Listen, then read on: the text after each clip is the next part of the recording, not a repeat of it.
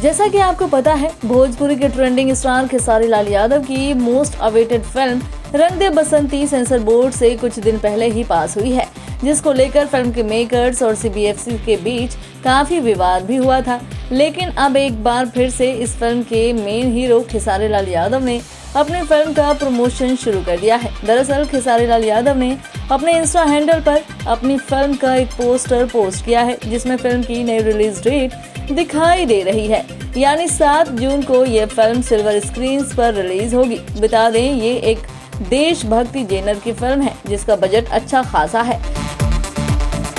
इस फिल्म को लेकर दर्शकों और खेसारी लाल यादव के फैंस में इसके ट्रेलर रिलीज से ही काफी एक्साइटमेंट है। वो बस जल्द से जल्द इस फिल्म को बड़े पर्दे पर देखना चाहते हैं।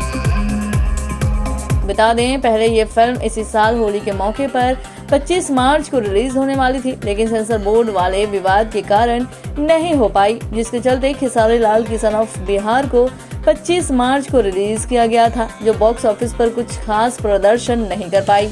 लेकिन खेसारी लाल की रंग दे बसंती को लेकर बनी जोरदार हाइप को देखकर लगता है ये फिल्म खेसारी लाल और फिल्म के मेकर्स के लिए जरूर खुशियों का पिटारा खोल देगी। वैसे भी सीबीएफसी वाले विवाद में फिल्म के मेकर्स को पहले ही 10 करोड़ से ज्यादा का नुकसान हो चुका है, और जो समय गया वो अलग।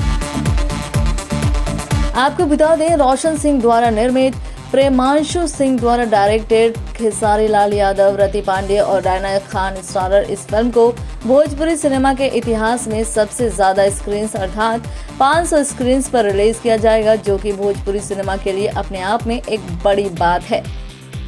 पूर्वांचल लाइव की ऐसी ही लेटेस्ट और चटपटी अपडेट्स और गॉसिप के लिए बने रहिए अपने फेवरेट चैनल पूर्वांचल लाइव के साथ।